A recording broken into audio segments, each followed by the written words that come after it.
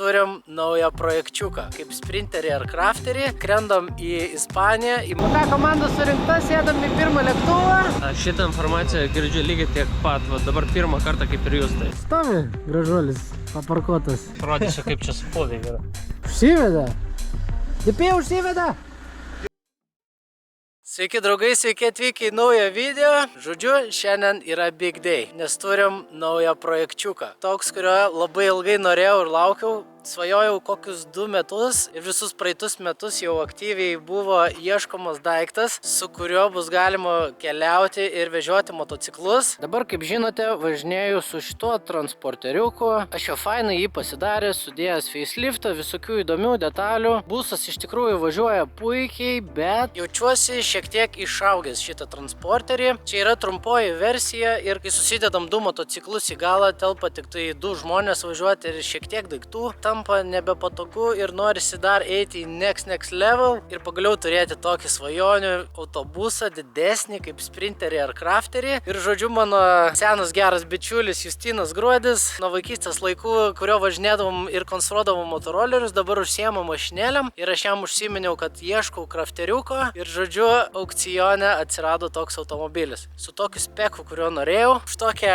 adekvačią atitinkamą, sakykime, įperkamą kainą, bet yra viena bėdelė. Tas automobilis yra iš Ispanijos. Pasidomėjom apie tralus, tai žodžiu, tokios mašinos parvežimas kainuoja nuo 2000 iki 3000 eurų. Crafteris yra pilnai važiuojantis, todėl nusprendėm, kad galim atsivaryti jį patys. Tai žodžiu, šiandien yra sekmadienis, antradienį su Good Guy DP Domantu skrendam į Ispaniją, į Mursiją, pasiemam tą mašiną, pasižiūrim, kaip ten viskas veikia. Mums aukcionas pasakė, kad ta mašinėlė iš tikrųjų yra pilnai važiuojanti, viskas su ja gerai, bet aš kažkaip nelabai pasitikiu, tai manau, kad reiks iškart ir pasikeisti tepalą. Nusipirkom ir OBD konektorių, kad ten galėtume pasižiūrėti, ar bus kažkokių klaidų. Na ir žodžiu, išsiėmė raudonus numerius, važiuosim 3500 kg į Lietuvą. Tai laukia labai įdomi, sakykime, kelionė. Jinai čia įvyks visiškai prieš Kalėdas, tai būtų faina ant Kalėdų grįžti namo. Tai va, kaip matot, aš dabar įlipęs į autobusą, nu ir fainai, čia yra visai vietos, jeigu motociklus vežiojasi kur nors po vietą, viskas gerai, bet jeigu nori į užsienį pakeliauti, mano idėja jau tam crafteriui bus, kad galėtų tilpti 2 motociklai į galą, tada lovytė virš jų ir tada dar būtų čia 2 sėdynės, kad galėtų važiuoti filmeris Domantas ir galėtume pasimti ir Armandą, kuris galėtų padaryti gerų nuotraukų, kai važiuojame į renginius ir mes 2 raideriai priekyje, tai būtų visiška svajonė, nes praeitą sezoną tekdavo irgi įsimetų sėdynės, užsidėjus priekabą kažkur važiuoti ir, žodžiu, su to priekabą jau taip ne visai smagu Europoje tampytis. Na tai va, ir bus toks bildas, kuris aš nežinau, ar jį čia sugebėsiu greitai įveikti, nes įrenginėti tokį kemperiuką ar motoveną iš tikrųjų užtrunka laiko, nes jisai yra komercinis automobilis, galas yra visiškai tuščias, tai reikės pjauti ir langus, ir padaryti sėdynėm laikiklius, ir suvirinti tą visą lovą garažą. Žodžiu, padaryti sienas ir ten darbų milijardas, bet jūs žinote mane, aš esu gan, sakykime, užsispyręs ir žmogus, kuris mėgsta pasidaryti viską pats ir manau, kad po biški viską ten veiksim. Plus turim daug fainų pažinčių. Utenoje yra ir gerų žmonių, kurie gerai tvarko automobilių variklius, tai būtinai grįžus reikės visą tą varikliuką gerai peržiūrėti. Žodžiu, kad jinai lėktų ir būtų kaip bitutė. Tai va, tai projekčiukas bus sick. Žodžiu, laukiam to antradienio, skrendam iš šito sniego į Ispaniją ir bus matyt, ką mes ten nusipirkom. Let's go!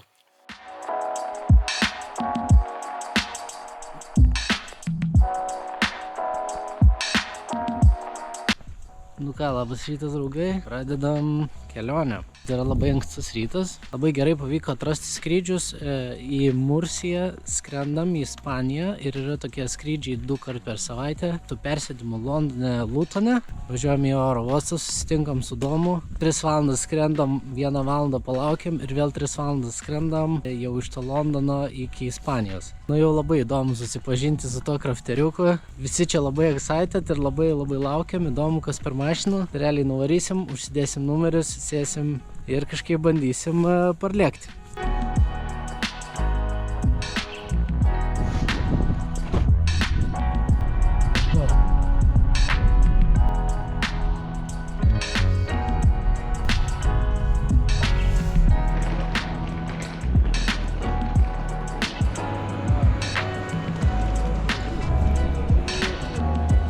O ką, komanda surinkta, sėdam į pirmą lėktuvą. Varam į Angliją.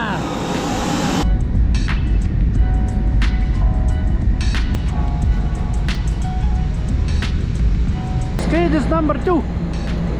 Kažkaip nepasikeitė oras iš Vilnius išskridus. Same. Tikėkimės Ispanijos smagiau bus šiek tiek. Thank you.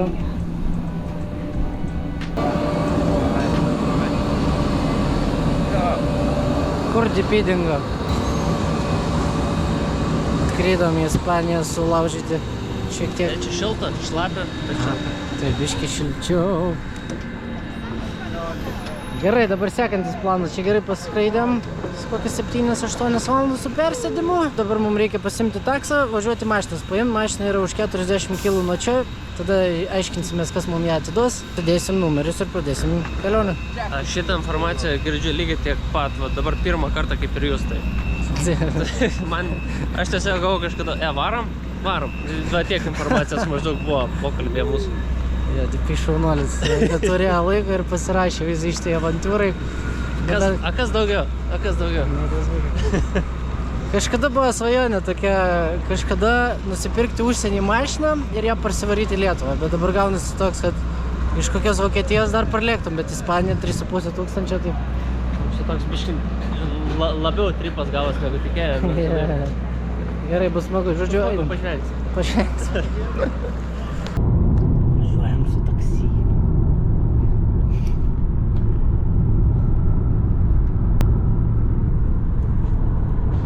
Nu, tai vaikštam, ieškam tos mašinos, kažkokie random aikšteliai.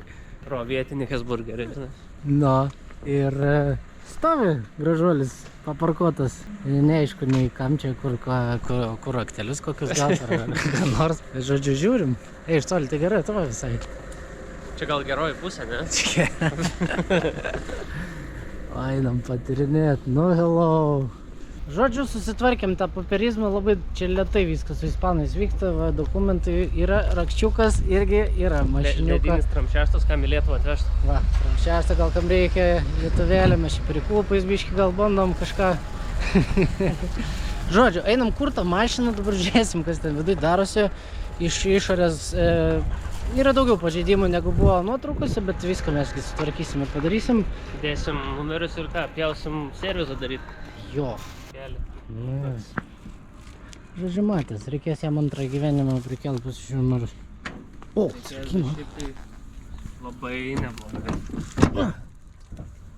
Pakliuvom į vidų. O, sėdynė kaip išnešiota. Cool. Gerai, pabandom užkurti. Užsiveda. Dipė užsiveda. Girdžiu? Šiaip gražiai dirba visai. Yra, va čia tokių visokių damedžų. Oi, bus projekčiukas. Hello. Toks trečias variklis įtariu. Pakeistas bus. First things first. Išsivalyta mašina normaliai. Kaip tu duodžiai, aš parodysiu, kaip čia supovė yra. Maždaug va taip, va. Oi, bet kaip atrodys po visko, kai susitvarkys viskas. Galimai galima pasgaut kažką, o ką tai nežinau. Ispaniška, grįžka. Ispaniška. Sidaičiai nieks niekada nevalia nuo 19. O dabar šitą mašiną tiek meilės gaus. Adekvačiai daug. Nesupras, kas čia yra, gal motorą nebereikia keisti. Nu ką, iščiūstinom. First drive. Automatas veikia. Judam? Judom. Pažiūrėk, ką uždėjom ant vairo. Tai buvo mano transporterė irgi pirmas modas. Gal ir šitas, nes vairas tai toks. Kad rankos nesupelytų. Ką, važiuojam pirmo aptarnavimo. Let's go. Day number 2. Pažiūrėkit, kokį gavom krovinuką. Labai ispaniška, pilna apelsiniukų. Avokadą. Vežam, žodžiu, ant kalėdų kažkokio tai lauktuvėlių, sakykim. Vakar įvyko tokie dalykai. Pasiėmėm tą automobilį, važiavom 200 kilų. Sakykim, su problemom. Dingo turbytė, įsijungiam OBD, pasižiūrėjom klaidą, žodžiu, galvojam, kad bus užsikišęs. Kas ten užsikišęs? Suodžiais ten bet kas gali būti užsikišę realiai su šitom sistemom, tai mes ne mechanikai, tai neteisime. Ja, tai visi tie ekologiniai šūdai bus šiek tiek pakimšę variklį, žodžiu, nunulinus klaidą. Duodi būsto biškelį ir iš karto vėl klaidą, užsimeta ir dingsta būstas. Tai realiai mūsų top speedas yra 100-110, šiek tiek sunkiai gaunasi į kalną važiuoti, bet viskas kol kas važiuoja neblogai. Vakar pas gerus žmonės pasikeitėm tepaliuką, filtrus, tepalas buvo juodas. Kai smalas. Smalas, senai gal ir keistas, bet žodžiu, viskas gerai. Tai pernakvojom, išsimiegojom, dabar dar atvarėm į mašinų parduotuvėlę, reikia valytuvus pasikeisti, nes tokie irgi nekeisti 100 metų. Baisu. Yeah. Ir reikia būtinai veipo, spėjom, kad veipo visas liekanas nuo priekinio stiklo nuvaryti, nes... Nes labai riebalų viskas kaip per rūką važiuoja. Jo, ir Ispanijoje kažkaip lyja, tai žodžiu daug lietaus gaunam. Tai einam valytuvų ir lekiam toliau. Na, pasirodyk, DP, biškį apsiprekinom.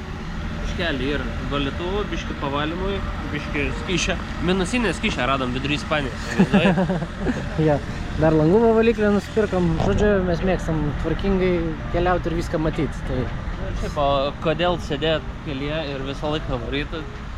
Sustot, laiko turim iki kalėdų, kažkaip 2 savaitės, kažkaip grįšim. Pasikrapšyti, pasitvarkyti. Žodžiu, arba keičiam.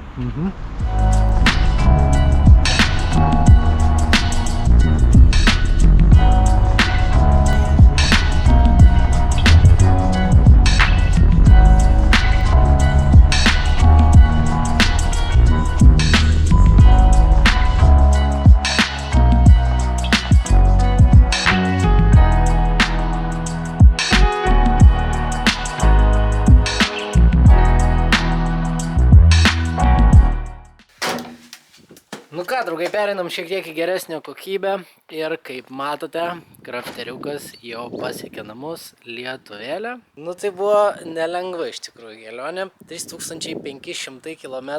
Būtų viskas gerai, jeigu žinai galėtum lėkti su šitą mašiną greitai, bet turėjome bėdų. Šiek tiek su Domantu, ačiū jam tarp kitko labai už visą kelionę, ačiū jam labai už pagalbą. Turėjom turbos problemą. Nusiskaitėm klaidas, rodė, kad turba nedapučia arba dapučia, pasižiūrėjom visus vakumus, interkulerį, galvojom, gal bus kažkokia paprastesnė bėda, kurią sugebėsim sutvarkyti, bet taip paprastai nieko nepadarėm ir mašinėlė visą laiką ant lim mode važiavo, tai realiai lenktyniavom su fūrom į kalną 60, nuo kalno gal 100-110 pasiekėm, tai žodžiu buvo labai sunku ką veikti, vieną naktį net varėm ir be perstojo ir nemiegojo, tai žodžiu 3500 km įveikėm per kem 5 valandas. Bet vis tiek, žodžiu, apsimokėjo važiuoti savo chodu, nes įmonės, kurios eksportuoja va taip automobilius, jos veža, paprašė 3000 beveik eurų už jo parvežimą, nes didelis daiktas ir užima 2-3 vietas ant ralo, na tai pinigėlių sutaupyti visgi pavyko. Galim šiek tiek dabar atidžiau pažiūrėti šitą mašinėlę. Žodžiu, jisai buvęs kurjeris, nes viduj ten yra visokių lipdukų ir žodžiu važiavęs labai nemažus atstumus. Jisai yra 2019 metų, jo setupas yra toks, kad jis turi ledinės lempas, turi automatinę greičių dėžę, turi kondiškę, turi visus mygtukus ant vairo, visus valdymus, lainą sistą, ta pagrindinė sėdynė, kur bouncina nuo duobių, didelė navigacija su CarPlay'um. Žodžiu, setupas yra neblogas, aš tokią labai ir norėjau perkant crafterį, bet aišku, kėbulas yra paspardytas. Yra visokių nubrozdinimų ir palankstymų, vat yra dažų nusitrynusių, čia viršui tarp kitko yra labai negraži juosta, kur yra vat perbraukta. Galinės lempos vat yra įskilusios, sudužusios, šita plasmasė irgi sulaužyta, priekinės grotelės irgi va kažkaip kvailai įmuštos. Bet čia tokie paprasti gan dalykai, kuriuos aš tikrai sugebėsiu pats nusipirkti ir susitvarkyti. Visus tos įlenkimus irgi turiu puikų bičiulį Martyną, kuris Utenoje sugeba sutvarkyti tokius dalykus. Gal ką reikės, padažysim. Aš kai savo transporterį pirkau, jis irgi buvo visiškai statybininkų mašina, lavonas, bet vat, laiko einant aš jį tvarkiau ir sutvarkiau. Žodžiu, ir kodėl dabar buvo pasirinktas crafteris, tokia didelė mašina ir visas smagumas yra gale. Čia jau yra daiktelių šiek tiek įdėta. Tarp kitko jau prieš pasiemant mašiną nupirkau ir kitas groteles, yra kitas vairas irgi pasižiūrėsim. Tai va, čia turim daug nuostabios vietos. Aš telpu pilnu ūgiu, galėjau atsistoti ir žodžiu, čia galima fanai įsirengti viską ir pasidaryti, kad gerai galėtum keliauti. Kad galėtų tilpti, va čia va gale bus garažas 2 mocam, tada jie čia gražiai mocijai užsidarys pagal mano viziją, viršui bus lovelė. Čia dar 2 papildomos sėdynės būtinai, pasidarysim staliuką, gal čia kažkokį dar šaldytuvėlį nedidelį, reikės langus būtinai išsipjauti. Ir iš komercinio autobuso padarysim kemperį. Pakeisim jam dokumentus, nereiks kas metus varyti technikinės ir pirkti kelių mokesčių, bet čia dar labai tolimas žingsnis iki kol jisai taps tokiu, nes aš, kadangi nepasitikiu šitais visais naujais varikliais, žodžiu, pirmą automobiliukas važiuos pas rimtą profesionalų variklistą, kuris išsims tą variklį ir visą jį perrengs. Reikia peržiūrėti visus tos ekologijos dalykus, DPF-us, AdBlue, kurie suvalgo naujus variklius ir iš jų nieko nebelieka. Dėžė veikia puikiai, bet jai reikia pakeisti tepalą. Vieną granatą taukščių, tai reikės ir važiuoklę susitvarkyti. Žodžiu, noriu visą tą autobusą grąžinti į gerą jo pirmąją būseną, kad jisai kad būtų kaip standartinis visiškai sveikas ir tada jau pradėsim visą kemperio, sakykime, įrengimą. Tai va, tai aš labai excited, iš tikrųjų jau kokius 2 metus svajojau apie visą šitą reikalą, bet kažkaip atrodydavo, gal dar nelaikas, gal reikia daugiau dar kelionių sulaukti, gal kažkokių daugiau pasirodymų užsienyje, bet niekada nežinai, čia viskas gali atsitikti, reikia gyventi šią dieną ir jeigu gali kažką konstruoti ar pasidaryti ir tai kelia džiaugsmą, tai reikia tai ir daryti gyvenime. Finansiškai bus nelengvas iššūkis, sakykime. Na tai va, tai šiandien visai nieko oras ir dar turiu saulės šviesos, galiu pasikrapštyti šiek tiek su mašinėlė. Dabar pasižiūrėkim, koks yra reikalas ir ką galim išspręsti.